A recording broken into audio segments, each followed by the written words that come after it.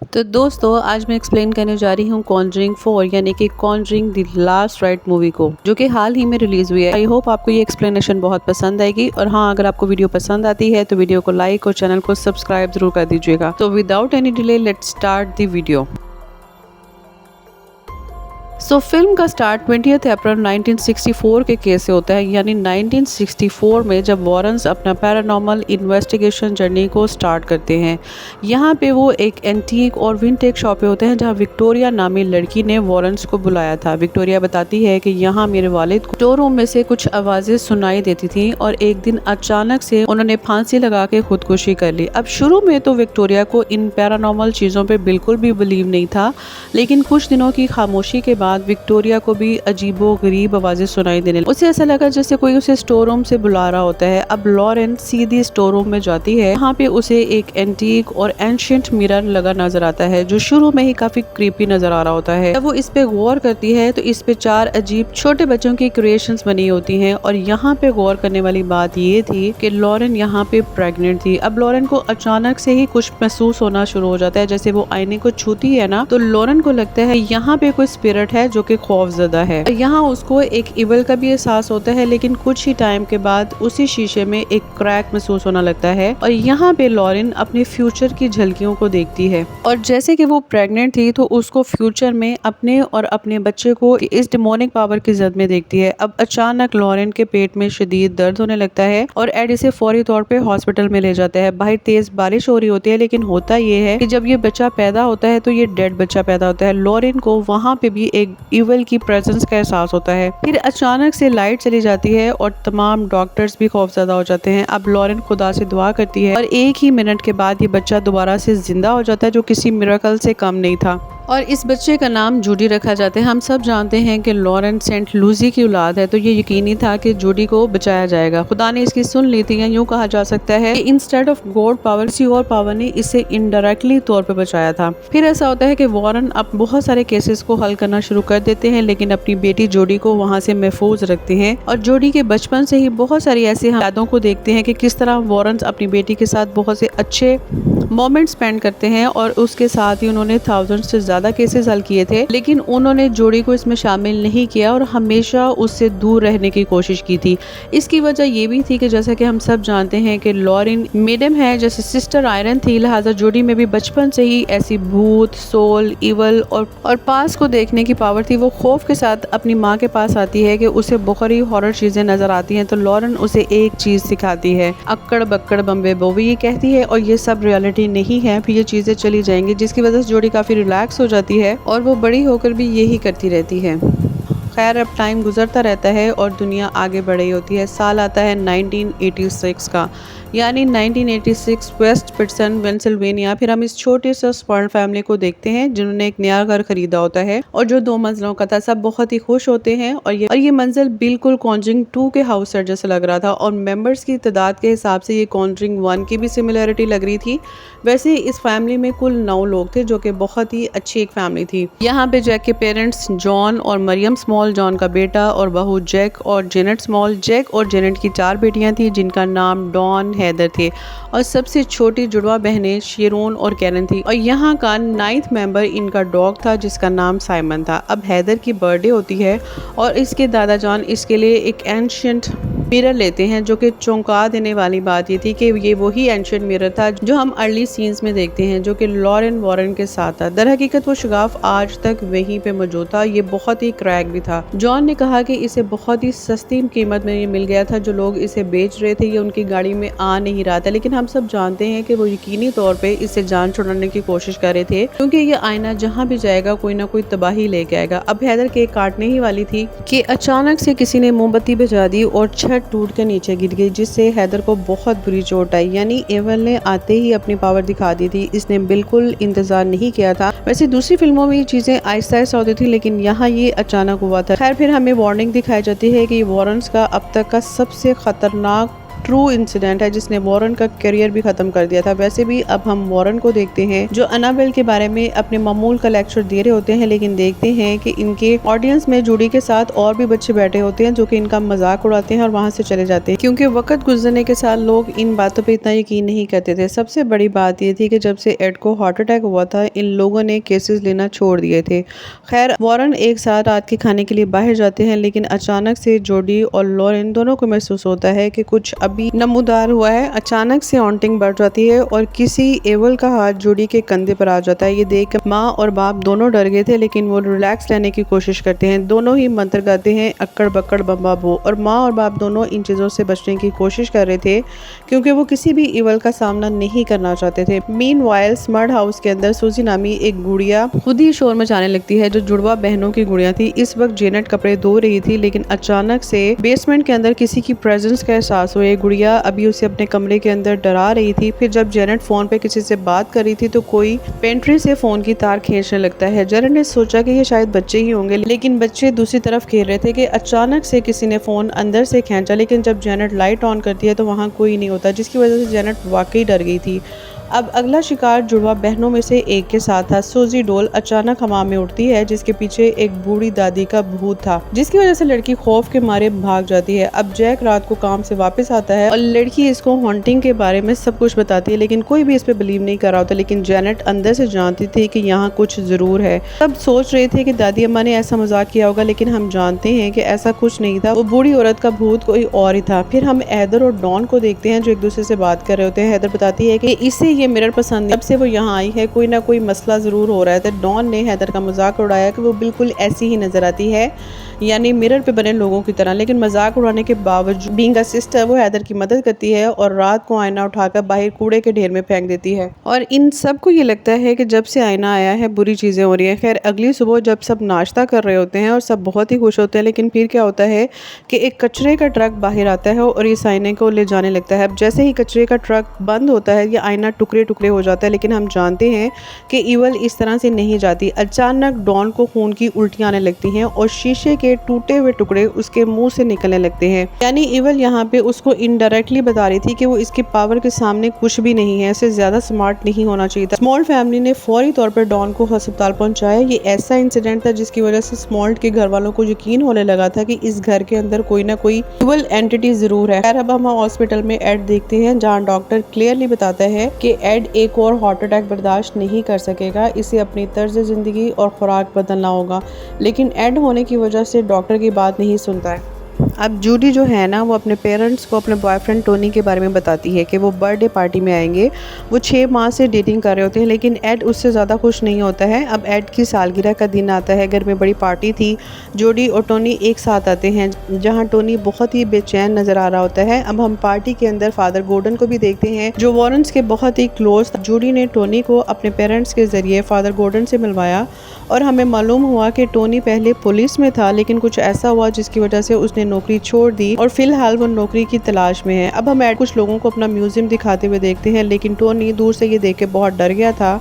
ये फैमिली थोड़ी डिफरेंट थी। फिर जोडी कमरे में अकेली बैठे अपने पास ये पिक्चर्स को देख रही होती है। वो अपने बचपन को देख रही होती है, लेकिन फिर से एक झूली हुई कुर्सी नजर आती है जो हिल रही होती है। इस पर एनाबेल गुड़िया थी। जोडी दोबारा खुद को रिलैक्स करती है। फिर टोनी उसे आके थाम लेता है। अब टोनी और जोडी दोनों एक दूसरे के किस करते हैं। फिर लॉरेन वहाँ आ जाती है जिसकी वजह से माहौल काफ़ी शर्मा शर्मी का हो जाता है।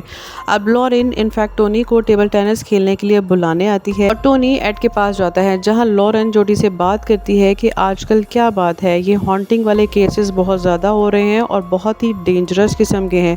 लेकिन जोडी कुछ भी नहीं कहती, लेकिन लॉरेन उसे वार्न करती है कि बेटा इन चीज़ों से दूर रहना, ये ज़िंदगी को बहुत ख़राब कर देते हैं। खुद लॉरेन अभी तक इसी चीज़ पे पछता रही, ये मेंटली इंसान को बहुत डिस्टर्ब कर देते हैं। फिर बाहर हम एड और टोनी को टेबल टाइम खेलते हुए देखते हैं जहाँ एड ने टोनी को 3 पॉइंट से शिकस्त दे दी थी, लेकिन एड की हालत बहुत ख़राब हो चुकी थी, इसका दिल बहुत ही वीक हो गया था। वैसे भी अब जोडी कुछ वक्त के लिए बाहर जाती है, लेकिन फिर हम टोनी को वॉरेन से बात करते हुए देखते हैं। वो जोडी से बहुत प्यार करता है और वो शादी के लिए रिंग भी लाया था। वो उसे प्रपोज करना चाहता है। लॉरेन अंगूठी देके बहुत खुश हुई थी। इनफैक्ट इसने टोनी का हाथ भी छुआ था। शायद वो ये जानती थी कि टोनी असल में उसकी बेटी के साथ बहुत ही प्यार करता है और वो शादी के लिए तैयार थी, लेकिन एड अभी भी डाउट में होता है। टोनी बताता है कि जब से वो जूडी से मिला है तभी से उसने रिंग खरीद ली थी। वो जानता है कि वो ही है। लॉरेन यहाँ शर्माती है, वो भी खुश होती है कि इसने भी इसी तरह से शादी की थी, लेकिन एड को अपनी बेटी की बहुत ज़्यादा फिक्र होती है। जाहिर है बचपन में जो कुछ भी उसके साथ हुआ था वो अपनी बेटी से बहुत प्यार करता था। खैर अब हम अचानक ही कॉन्जरिंग 1 का एक करैक्टर मैक्स नजर आता है जो जूडी के साथ था, और जूडी आते ही अंगूठी किसी तरह से नीचे गिर जाती है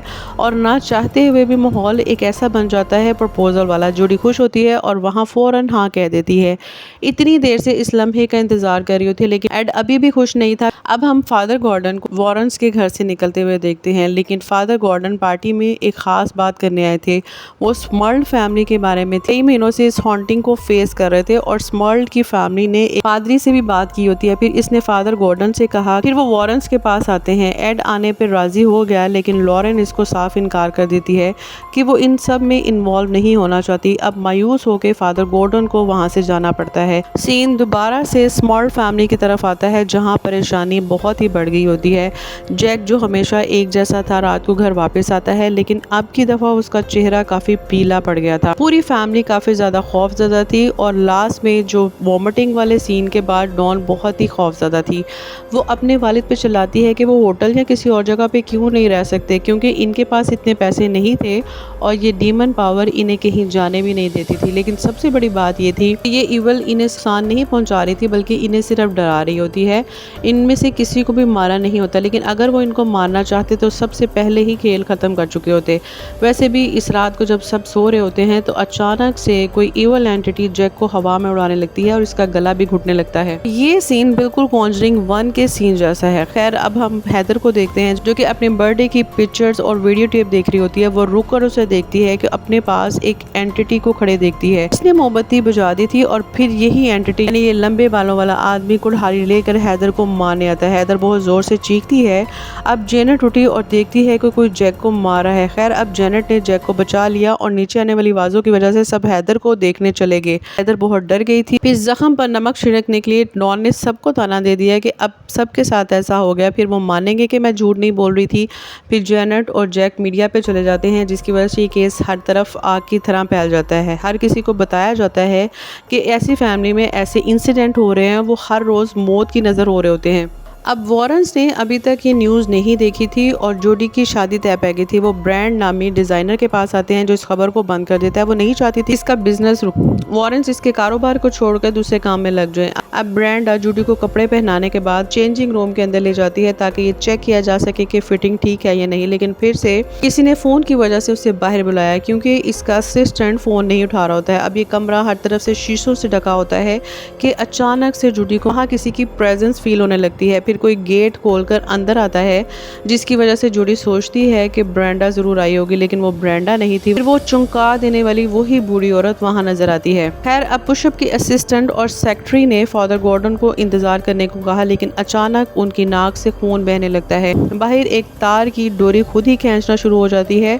फिर सेक्रेटरी वहाँ से गायब हो जाती है। अचानक फ़ोन की घंटी बजती है जो जूडी का था, जो कह रही होती है कि अब बहुत हो गया और तुम जा सकते हो, तुम्हारा काम खत्म हो गया। बेसिकली ये इवल था जो कि फादर का मजाक उड़ा रहा था, अब वो ना ख़त्म होने वाला है। और अचानक पूरा कमरा बंद होकर डार्कनेस में फैल जाता है। अब गेट के नो पर एक मुकद्दस स्लेब थी जो अपने ऊपर ही उल्टी हो जाती है, जो कि शैतान के अंदर आने का सिग्नल है। यानी ये शैतानी पावर बहुत ही पावरफुल थी। ये इवल प्रेजेंस अब फादर की तरफ बढ़ती है और फादर मुकद्दस स्लेब उठाकर उसे रोकने की कोशिश करता है, लेकिन अचानक से ये स्लेट गिर जाती है और और फादर का हाथ भी जल जाता है। अब फादर उसकी पूरे पोजेशन में आ जाता है। इसके बाद फादर गॉर्डन ने इस मजबूत तार के साथ लटक कर खुदकुशी कर ली, जो सबके लिए काफ़ी शॉकिंग न्यूज़ थी। इसी दौरान एड अपने म्यूजियम में मौजूद तमाम चीज़ें टोनी को दिखा रहा होता है कि ये सब इसकी ज़िंदगी की जीत है। इन बुराइयों को इनमें कैद कर चुका है, जैसे कि जिन को बोतल में रखने के इक्विवेलेंट है, तभी वो महफूज रह सकते हैं, क्योंकि अगर ये टूट जाएं तो इन इवल और इनकी हॉन्टिंग से कोई नहीं बच सकता।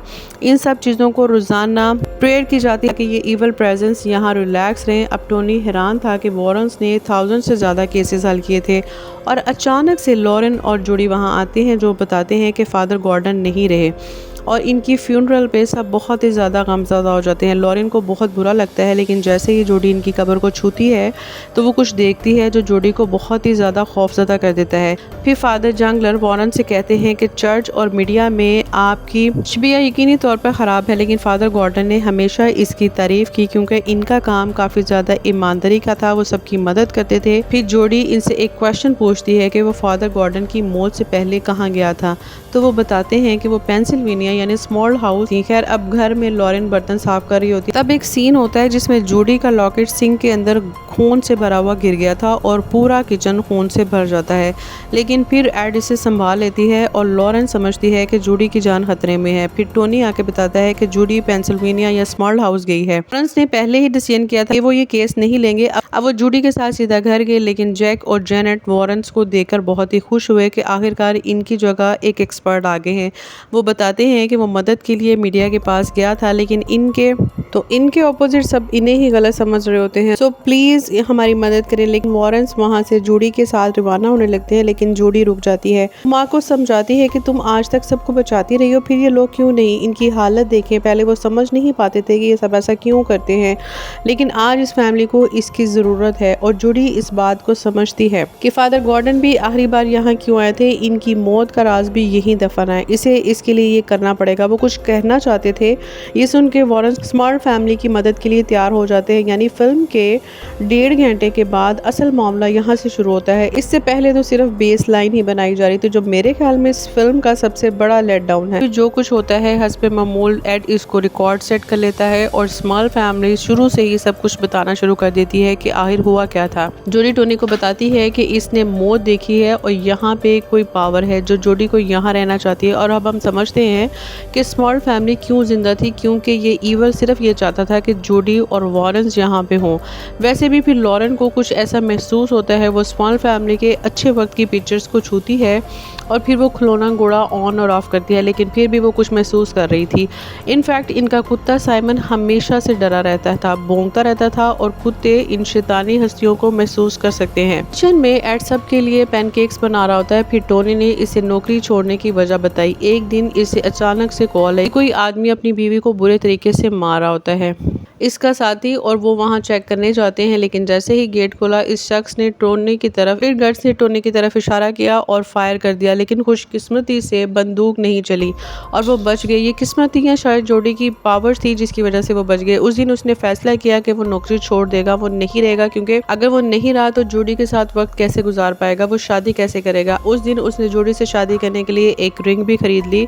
ये सुन के रेड को काफ़ी अच्छा लगा कि टोनी जोडी के बारे में काफ़ी ज़्यादा फिक्रमंद था और वाकई उससे प्यार करता था। अब जोडी तमाम बच्चों को खुश रखने की कोशिश कर रही थी और लॉरेन को ऊपर वाले कमरे से कुछ आता हुआ महसूस हुआ। फिर जोडी अपनी माँ की पिक्चर खींचती है और लॉरेन खौफजदा हो जाती है क्योंकि फ्लैश ऑन है, लेकिन फिर इन दोनों को कुछ महसूस होने लगता है जो ऊपर की तरफ से आ रहा होता है और लॉरेन अकेले ही ऊपर जाती है चेक करने के लिए। जोडी के पीछे एक सोजी गुड़िया थी जिसे जुड़वा बहन कैरन छीन कर ले गई थी, और कोई ऐसा कैसे हो सकता है जिसने अनाबेल जैसी गुड़िया का सामना किया हो, उसको ऐसी गुड़ियों से क्या हो सकता है। वैसे भी लॉरेन बेड पे चेक करती है, कोई एंटिटी वहाँ पे होती है जो चादर के अंदर से अपने हाथ दिखाती है और हाथ दिखा के चली जाती है। फिर हम देखते हैं कि गेट पर 3 ऐसे स्क्वायर्स बने होते हैं जिससे मालूम होता है कि ये कॉन्जरिंग 4 है। इससे पहले भी 3 ऐसी मूवीज हैं जो कि 1, 2 और 3 ऐसे स्क्वायर्स को नर्स करती है। इसका मतलब ये है कि फिल्म अभी तक सबसे ज्यादा खौफनाक है। अब अचानक लॉरेन बेसमेंट में जाती है जहाँ से इसे कुछ महसूस होता है और लॉरेन को इस घर में क्या हो रहा था,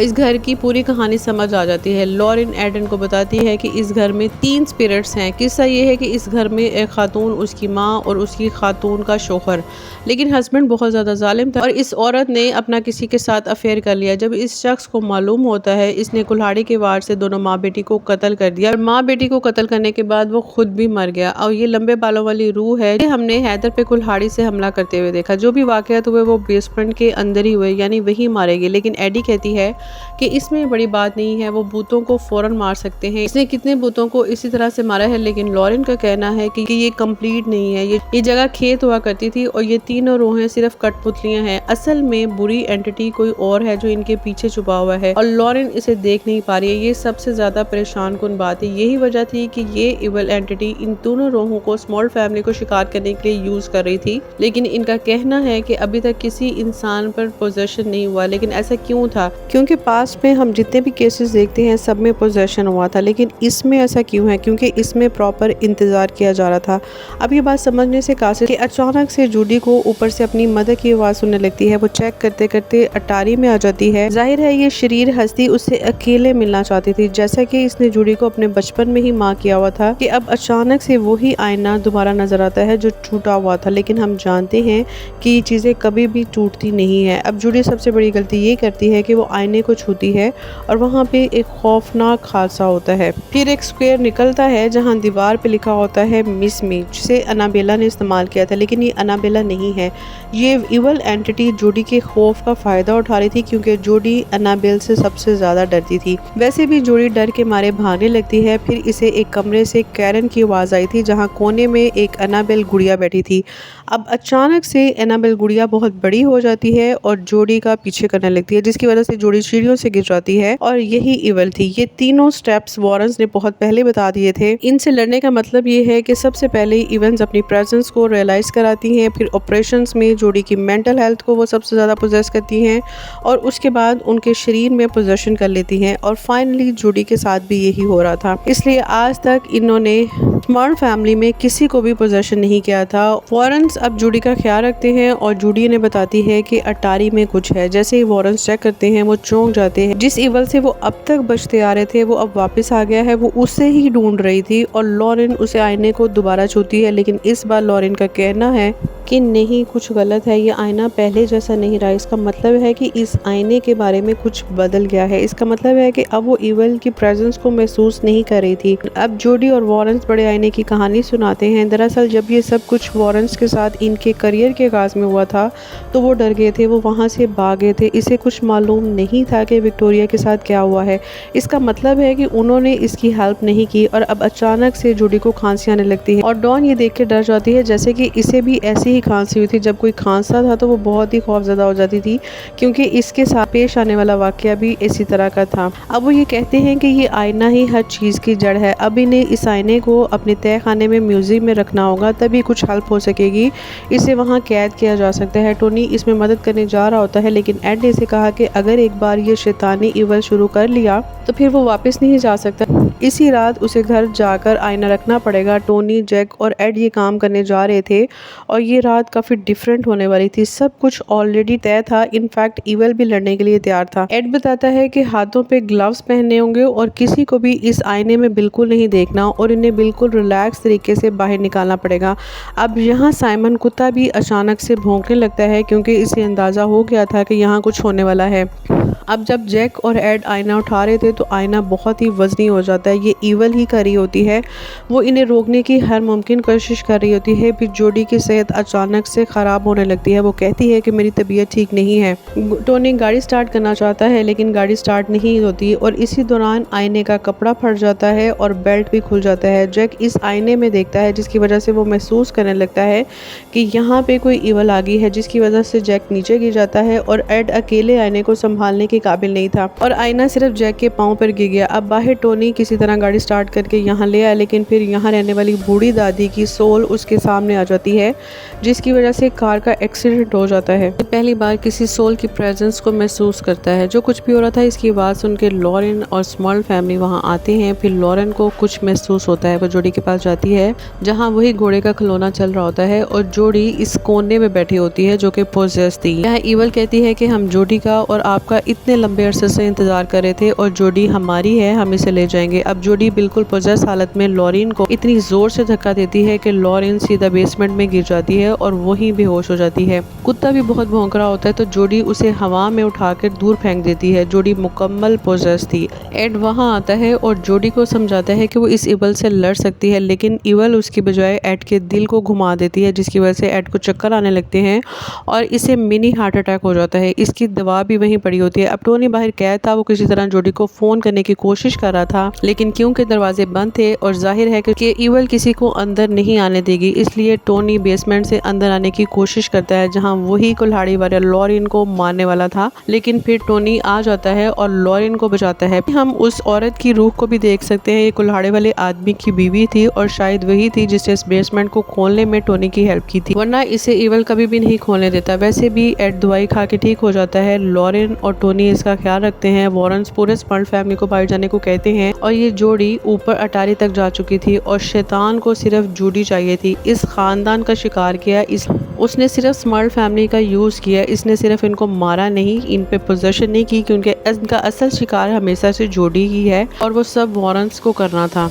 और ये सब ये लोगों की अटेंशन डाइवर्ट करने के लिए करी थी और शायद फादर गॉर्डन इस राज का पता चल गया था, इसीलिए डेमन ने उसे मारा था।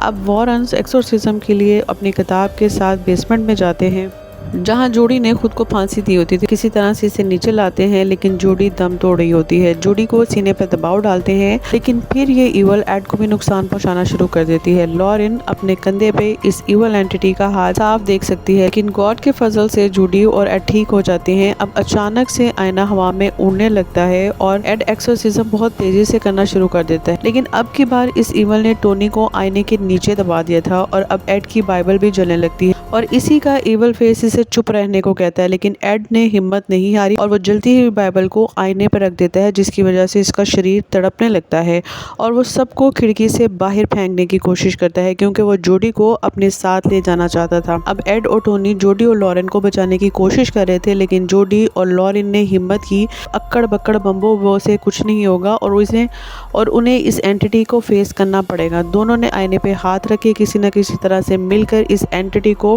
पाबंद कर दिया और उसके बाद ये आईना वॉरेंस के अजायब घर के अंदर रखा गया है। खैर, अब ये ख्याल किया जाता है कि इस वाक़े के 3 साल तक स्मर्ल फैमिली इसी घर के अंदर रहे थे और एड ने टोनी को अपने दामाद के तौर पे कबूल कर लिया था और इसे म्यूजियम की भी दे दी थी और आखिरकार उसने टोनी को अपनी फैमिली का हिस्सा बना लिया था। आखिर में हम जूडी और टोनी की शादी देखते हैं, जहाँ पे कॉन्जरिंग 1 और कॉन्जरिंग 3 के तमाम main characters as a guest आते हैं और यहाँ पे हम रियल जूडी और टोनी को भी देखते हैं। दरअसल जेम्स वॉन भी यहाँ थे। अब फिल्म खत्म होने से पहले लॉरेन एड को बताती है कि इसने अपने फ्यूचर देख लिया है, कि वो नानी नाना बन गए और किताब भी लिखी गई है, वो लेक्चर भी दे रही है जिसपे वो सब बिलीव करते थे और इनका परिवार अब हमेशा खुश रहेगा और यहीं पे मूवी का एंड हो जाता है। आई होप आपको ये एक्सप्लेनेशन बहुत पसंद आई होगी। इस तरह के एक्सप्लेनेशंस के लिए हमारे चैनल को सब्सक्राइब जरूर कर लें।